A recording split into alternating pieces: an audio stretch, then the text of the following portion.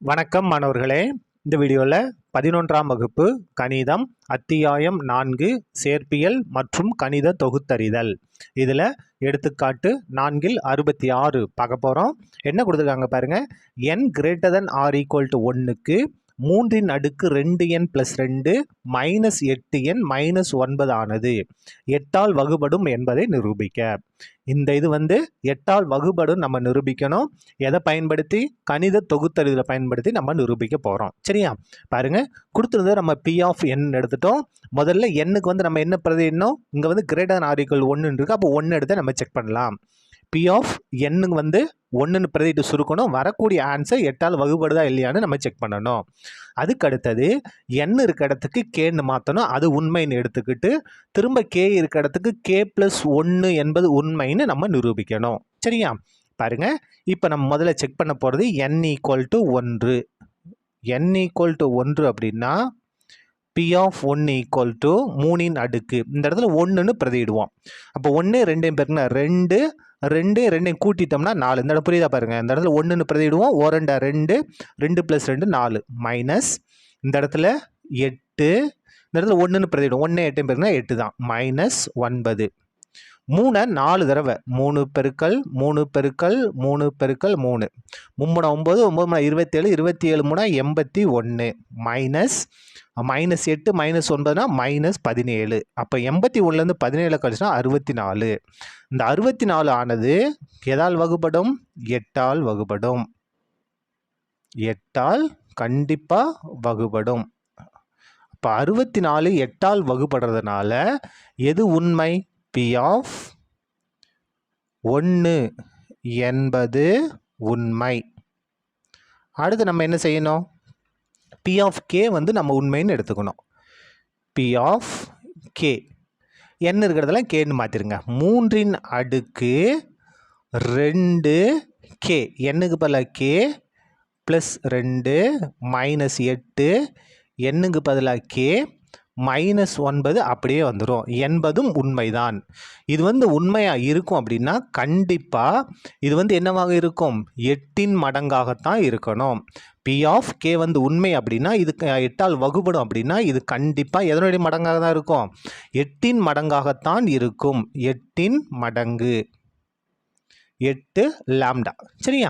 இங்கே லாம்டான்றது ஏதோ ஒரு இயல் எண். 1ஆ இருக்கலாம், 2ஆ இருக்கலாம், 3ஆ இருக்கலாம், 4ஆ இருக்கலாம். என்ன இங்கே லாம்டான்றது இயல் எண், நேச்சுரல் நம்பர். அதான் 8ன் மடங்கு. 1ன்னா 1 8 8, 2 இருந்துச்சுன்னா 2 8 16, 3 இருந்துச்சுன்னா 3 8 20, அந்த மாதிரி. சரியா? அப்போ இது கண்டிப்பாக 8ன் மடங்காகத்தான் இருக்கணும். இதுலேருந்து நம்ம என்ன செஞ்சுக்கலாம் அப்படின்னா இந்த 3ன் அடுக்கு 2k + 2 இந்த மதிப்பை நம்ம கண்டுபிடிச்சிருவோம். 3ன் அடுக்கு 2k + 2 இதான் நமக்கு வேணும். = 8 லாம்டா. இது இந்த பக்கம் கொண்டு வாங்க. +8k + 9ன்னு மாறி. இது நமக்கு தேவையான ஒரு ஆன்சர். பின்னால் நமக்கு யூஸ் ஆகும். சரியா? இது உண்மை என்பது உண்மை. சரியா? நம்ம என்ன செஞ்சிட்டோம்? P of k உண்மைன்னு நம்ம எடுத்துக்கிட்டோம். அதை பயன்படுத்தி ஒரு சின்ன இதை நம்ம கண்டுபிடிச்சி வச்சுருக்கோம். இப்போ பாருங்கள், அதுக்கு அடுத்தது P of k + 1 என்பது உண்மைன்னு நம்ம நிரூபிக்கணும். P of k + 1 = 3ன் அடுக்கு 2 அப்படியே வந்துடும். k இருக்க இடத்துக்கு k + 1 ப்ராக்கெட்டை க்ளோஸ் பண்ணிக்கோங்க. இந்த +2 அப்படியே வந்துடும். -8 இன்ட்டு k இருக்க இடத்துல k + 1 இந்த -9 அப்படியே வந்துடும். இந்த இதில் நம்ம என்ன செஞ்சிட்டோம்? k இருக்க இடத்துக்கு k + 1 மட்டும் மாற்றிருக்கோம். இப்போ பாருங்கள், இதில் 3ன் அடுக்கு இந்த 2 மட்டும் உள்ளே பெருக்கிடுவோமா? என்ன வரும் பாருங்கள். 2k +2 இந்த +2 தனியாக அப்படியே வெளியே இருக்கட்டும். மிச்சது இந்த -8 உள்ளே பெருக்கிடுவோம். -8யும் கேவையும் பெருக்குனா -8k, -8 1 பெருக்குனா -8, இந்த -9 அப்படியே வந்துடும். இந்த இடத்துல ஒரு முக்கியமான ஸ்டெப்பு என்ன அப்படின்னா பாருங்கள், இந்த 3ன் அடுக்கு 2k +2 +2 இருக்குது. அதை நம்ம எப்படி எழுதலான்னா 3ன் அடுக்கு 2k +2 இன்ட்டு 3ன் அடுக்கு 2ன்னு எழுதலாம். பாருங்கள், அடிமான சமமாக இருந்து பெருக்கல் இருந்துச்சுன்னா அடுக்குகளை கூட்டுவோம். அப்போ இந்த 2 அடுக்கையும் கூட்டினா இதே தான் வந்துடும். அப்போ இதை நம்ம பிரித்து எழுதலாம். அதான் என்ன கண்டிஷன் அப்படின்னா a⁻m × a⁻n = a⁻m + n. அடிமான சமமாக வந்து பெருக்கல் வந்து அடுக்கில் கூட்டலாம். அடுக்குகள் கூட்டல் இருந்துச்சுன்னா நம்ம இந்த மாதிரி பெருக்கலை பிரித்து எழுதலாம். இங்கே அடுக்கு கூட்டல் இருக்குது, நம்ம என்ன செஞ்சோம் பெருக்கலை பிரித்து எழுதிட்டோம். மிச்சது அப்படியே வந்துடும் -8k -8 -9 அப்போ -17. சரியா? இப்போ ஒரு சின்ன மாற்றம் செய்ய போகிறோம். இந்த 3 ஸ்கொயர் இருக்கா, இதை முன்னால் எழுதிடுவோம். 3 ஸ்கொயர் பண்ணால் 9. இந்த 3ன் அடுக்கு 2k + 2 இங்கே கண்டுபிடிச்சிங்க பாருங்கள். 3ன் அடுக்கு 2k + 2 இதுக்கு பதிலாக நம்ம என்ன மாற்றிக்கலாம், 8 லாம்டா + 8k + 9ன்னு மாற்றிட்டோம். மிச்சம் எந்த மாற்றமும் இல்லை. -8k -17. இந்த 9 உள்ளே பெருக்கிடுங்க, என்ன வரும் பாருங்க. 9 8 72 லாம்டா ப்ளஸ் 9 8 72k ப்ளஸ் 9 9 81. இது எந்த மாற்றமும் இல்லை. -8k -17. சரியா? இப்போ பாருங்க, இந்த இடத்துல என்ன பாருங்க, 9 8 72k, இந்த இடத்துல லாம்டா கிடையாது, கே. சரியா? கொஞ்சம் கரெக்டாக இருந்துங்க. 72 லாம்டா அப்படியே வந்துடும்.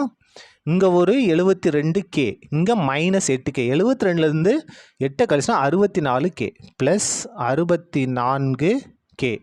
அதுக்கடுத்து 81லேருந்து 17 கழிச்சாலும் நமக்கு 64 வரும். 81லேருந்து 17 கழிச்சோம்னா 64. இப்போது இதுலேருந்து எதை பொதுவாக எடுக்கலாம் பாருங்கள்.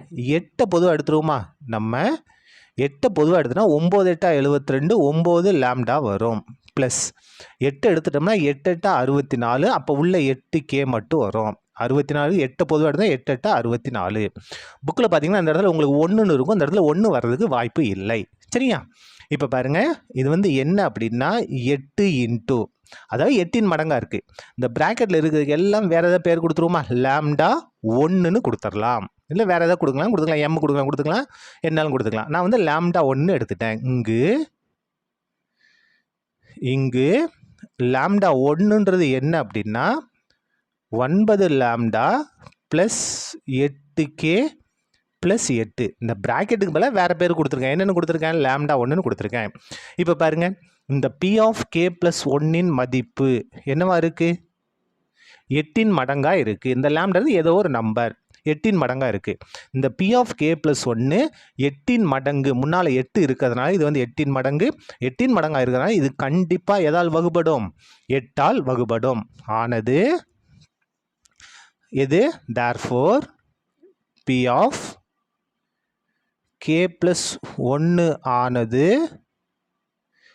8ஆல் வகுப்படும். 8ஆல் வகுப்படும். 8ஆல் வகுப்படுறதுனால p ஆஃப் k + 1 என்பது உண்மை. p ஆஃப் k + 1 என்பது உண்மை. p ஆஃப் k + 1 உண்மையாக இருக்கிறதுனால மேலும் p ஆஃப் n என்பதும் உண்மை ஆகும்.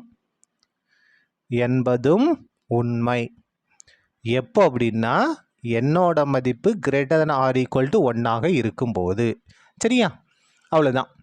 இந்த கணக்கு முடிந்தது. நன்றி.